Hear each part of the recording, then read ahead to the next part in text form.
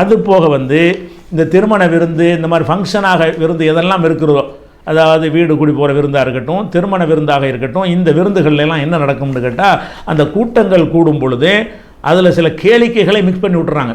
விருந்துக்கு தானே சாப்பிட தானே கூப்பிட்டீங்க, சாப்பிட கூட்டா சாப்பாட்டிலே கவனம் செலுத்துகிற மாதிரி உள்ள விஷயத்தை பண்ணி சாப்பிட்டு போக வேண்டியதானே. சாப்பாட்டை ஒட்டி ஒரு பாட்டு கச்சேரி, சாப்பாட்டை ஒட்டி ஒரு கரகாட்டம், சாப்பாட்டை ஒட்டி ஒரு ஆடல் பாடல் கூத்து கும்மாளம் என்று என்னத்தையாவது ஏற்பாடு பண்ணி என்ன செய்கிறாங்க, அந்த மாதிரியான காரியங்களையும் செய்கிறார்கள். விருந்து என்கிற பெயரில் வந்து கலாச்சார நிகழ்ச்சி என்று என்ன செய்கிறாங்க, அந்த பாட்டு கச்சேரி, இந்த பாட்டு கச்சேரி, கல்யாணத்துக்காக வேண்டி கங்கை அமரனை கூப்பிடு, இளையராஜாவை கூப்பிடு, என்னெல்லாம் அப்படியெல்லாம் செய்ய, நாவூர் நிபாவை கூப்பிடு, இப்படியெல்லாம் கூப்பிட்டு அது மாதிரி பயங்கரமாக நடத்தி கொண்டிருக்கிறார்கள். அதுபோக என்ன செய்கிறாங்க, அந்த விருந்தை ஒட்டி மார்க்கம் தடுத்திருக்கிற பல அனாச்சாரங்களையும் அங்கே நிகழ்த்துகிறார்கள். திருமண விருந்துங்கிறதுக்கு வந்தவங்களுக்கு சாப்பாடு போடுறதானே. அப்போ அந்த மாதிரி போகும்போது திருமண விருந்துக்கு நம்மளை கூப்பிட்றாங்க. ஆனால் அந்த இடத்த போய் பார்க்குறோம், அல்லாஹ் தடுத்திருக்கிற பல விஷயங்கள் அங்கே இருக்கிறது. மாவேலி தோரணம் கட்டுறாங்க, அது பண்ணுறாங்க, இது பண்ணுறாங்க, பூஜை பண்ணுறாங்க, அது மாதிரியெல்லாம் பல நம்ம கண்ணு முன்னாடி அவற்றையெல்லாம் பார்க்குறோம். இந்த மாதிரி நடக்கும் பொழுது இந்த திருமண விருந்தை நம்ம எப்படி எடுத்துக்கொள்வது என்று சொன்னால், அல்லாஹ் ரப்பல் ஆலமீன் அதற்கும் நமக்கு சில வழிகாட்டுதலை தருகிறான். அல்லாஹ் சொல்லி காட்டுகிறான். 4வது அத்தியாயத்தில் 140வது வசனத்தில் இருக்கிறது. என்ன இருக்குன்னு கேட்டால், கத நஸ்ஸல் அலைக்கும் ஃபில் கிதாபி, இந்த வேதத்தில் அல்லாஹ் உங்களுக்கு அருளி இருக்கிறான், இந்த வேதத்தில் உங்களுக்கு நான் இறக்கி இருக்கிறேன். என்ன இறக்கி இருக்கிறேன்னு கேட்டால், அன்னிதா சமயத்தும் ஆயாத்தில்லாஹி யுக்வர் பிஹா இஸ்தோசு பிஹா, அல்லாஹ்வுடைய வசனங்கள் நிராகரிக்கப்பட்டு கேலி செய்யப்படும் என்று சொன்னால், ஃபலா தக்கூதுமாகும், அவங்களோடு நீங்கள் உட்காராதீங்க. ஹத்தா யஹூலு ஃபி ஹதீஸின் கைரிஹி, வேறு பேச்சில் மூழ்கிற வரைக்கும் அவங்களோட உட்காராதீங்க. இன்னக்கும் இதம் மிஸ்லுஹும், அப்படி உட்கார்ந்தீர்கள் என்று சொன்னால் அவங்கள போல் நீங்கள் ஆகிவிடுவீர்கள் அப்படின்னு அல்லாஹ் வந்து எச்சரிக்கிறான். அப்போ ஒரு சபையில் போய் உட்காரும் பொழுது அந்த சபையில் வெறுக்கத்தக்க மார்க்கத்துக்கு விரோதமான ஒரு மதுபானங்கள் எல்லாம் பரிமாறுறாங்க. இதில் விருந்தின் போது என்ன செய்கிறாங்க, ஆளுக்கு ஒரு சாராய பாட்டில் வைக்கிறாங்க. இதுக்கு நம்ம போக முடியுமா? நாம் போய் எங்களை உட்கார்ந்தோம் என்று சொன்னால் நாங்கள் விருந்தை மட்டும் சாப்பிட போனோம் நீங்கள் சொல்ல முடியாது. அப்படி போனால் நீங்களும் அவர்களை போன்றவர்கள் அல்லாஹ் சொல்லி காட்டுறான். அல்லாஹ்வுடைய வசனம் மறுக்கப்படுகிறது, அல்லாஹ்வுடைய வசனம் கேலி செய்யப்படுகிறது. அந்த சபையில் போய் உட்கார்ந்துட்டு நாங்கள் சோத்தை மட்டும் தின்ட்டு வந்தோம்னு சொல்ல முடியுமானா முடியாது. ஏன்? அல்லாஹ் அதை எப்படி எடுத்து காட்டுக்கிறான்னு சொன்னால், இன்னக்கும் இதம் மிஸ்லுஹும், அப்படி செஞ்சால் நீங்கள் அவங்கள போல் ஆயிடுவீங்க. அப்போ நீங்களும் தண்ணி அடித்தாலும் ஆயிடுவீங்க. அப்போ நண்பர்களுக்கு விருந்துன்னு கொடுக்குறாங்க, அப்படி செய்கிறாங்க. முஸ்லீம்களே நிறைய பேர் கல்யாணம் பண்ணும் பொழுது விருந்து உறக்கம் வச்சுவிட்டு நண்பர்களை தனியாக கூப்பிட்டு இந்த சாராய பந்திலாம் நடக்கும், தனியாக நடக்கும். இதெல்லாம் நமக்கு தெரியுது. அப்போ அல்லாஹ்வுடைய வசனத்தை கேலி பண்ணிட்டு விருந்துங்கிறான், பேருக்கு சுன்னத்துங்கிறான், வலிமா விருந்துங்கிறான். வலிமா விருந்தில் வந்து சாராயத்துக்கு என்ன வேலை இருக்குது, ஆடல் பாடல் கச்சேரிக்கு என்ன வேலை இருக்குது, அந்த மாதிரியான ஒரு விஷயங்கள்லாம் இருந்துச்சுன்னு சொன்னால் நீங்கள் அதில் போய் இருக்கவே கூடாது என்பதை அல்லாஹ் 4வது அத்தியாயத்தில் 140வது வசனத்தில் சொல்லி காட்டுகிறான். அதே மாதிரி வந்து 6வது அத்தியாயத்தில் 68வது வசனத்தில் அல்லாஹ் சொல்லி காட்டுகிறான். ஒய்தா ராய்த்தல்லதீன யகூதுன ஃபி ஆயாத்தினா, நமது வசனங்களிலே தவறாக மூழ்கி கிடக்கிறாங்களே அவங்களை நீ பார்த்தால் ஃபஅரில் அன்ஹும், அவங்களோட புறக்கணிச்சு விடு. ஹத்தா யஹூலு ஃபி ஹதீஸின் கைரிஹி, வேறு பேச்சில் மூழ்கிற வரைக்கும். அல்லாஹ்வுடைய வசனங்களை கிண்டல் பண்ணி அதான் அர்த்தம்.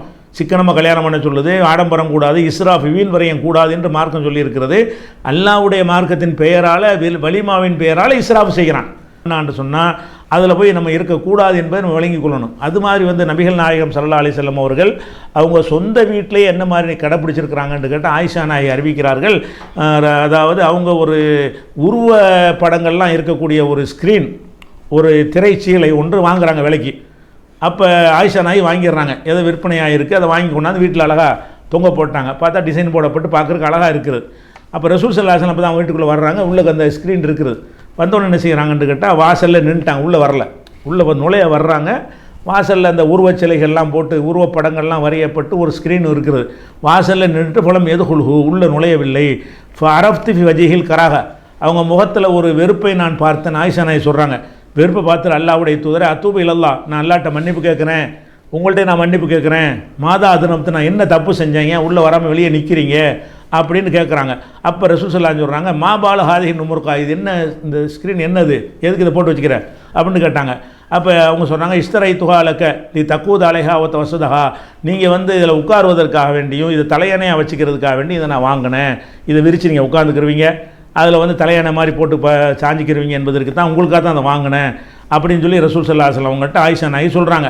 அப்போ ரசூல் ஸல்லல்லாஹு அலைஹி சொல்கிறாங்க, இன்ன ஸஹாப ஹாதிஹி சூரி, இந்த உருவங்களை வரைந்திருக்கிறார்கள் அவர்கள் யௌமல் கியாமாவுல யுஅஸபூன, அவங்க வந்து தண்டிக்கப்படுவார்கள், வேதனை செய்யப்படுவார்கள். யுகாலுலஹும், அவர்களுக்கு சொல்லப்படும் அஹ்யூமா ஹலக்தும், நீங்கள் படைத்ததுக்கு உயிர் கொடுங்கடான்னு சொல்லப்படும். இவனா ஒரு உயிரை வரைகிறான்னு வைங்க, நீ தானே வரைஞ்ச, உயிர் கொடு பார்ப்போம் அப்படின்னு நல்லா கேட்பான்னு சொல்கிறாங்க. அப்போ இன்னல் பைத்தல்லதி ஃபீஹி சுவர், எந்த ஊரில் உருவப்படங்கள் இருக்கிறதோ லா ததுகுலுல் மலாயிக்கத்து, வானவர்கள் உள்ளே வரமாட்டார்கள் என்றும் ரசூல் ஸல்லல்லாஹு அலைஹி வஸல்லம் அப்போ சொல்கிறாங்க. அப்போ என்ன விளங்குது, அவங்க வீட்டுக்கே வர்றாங்க, அந்த வீட்டிலேயே ஒரு மார்க்கம் தடுத்திருக்கிற உருவப்படங்கள், இது உருவப்படங்களுக்கு சின்ன அனுமதிலாம் இருக்குது, சின்ன சைஸாக இருந்தால் தப்பு கிடையாது. உருவா நோட்டில் இருக்கிறது, படித்து கொடுக்குறதுக்காக வேண்டிய சிங்கம் புலின்னு படித்து கொடுக்குறதுக்காக உள்ள உருவ சிலைகளாக இருக்கிறது. அந்த மாதிரியான படங்களை வச்சு கற்றுக் கொடுக்குறோம்ல, பொம்மைகளை வச்சு கற்றுக் கொடுப்போம்ல, அந்த மாதிரியான விஷயம், பொம்மைகளை வச்சு சிறுபிள்ளைகள் விளையாடுவதற்கு விளையாட்டு சாமான்கள், இதுக்கெல்லாம் மார்க்கத்தில் அனுமதி இருக்குது. எந்த உருவத்துக்கு அனுமதி இல்லை என்று சொன்னால், அது அலங்காரமாக போட்டு பார்த்தா அது கவர்ச்சியாக இருக்கும்ல, அந்த மாதிரி ஃப்ரேம் பண்ணி மாட்டுவது, திரையில் தொங்கப்படுவது, அந்த மாதிரி உருவங்களுக்கு மார்க்கத்தில் அனுமதி கிடையாது. அந்த மாதிரி ஒரு உருவத்தை வைத்திருக்கும் போது ரசூல் ஸல்லல்லாஹு அலைஹி வஸல்லம் என்ன செய்கிறாங்கன்னு கேட்டால், சொந்த வீட்டுக்குள்ள நுழையலை. அப்போ நீங்கள் என்ன செய்கிறீங்க, ஒரு கல்யாணத்துக்கு போகிறீங்க, மார்க்கம் தடுத்திருக்கிற ஹராமாக்கி இருக்கிற பல விஷயங்கள் இங்கே நடத்திக்கிட்டு இருக்கிறாங்க.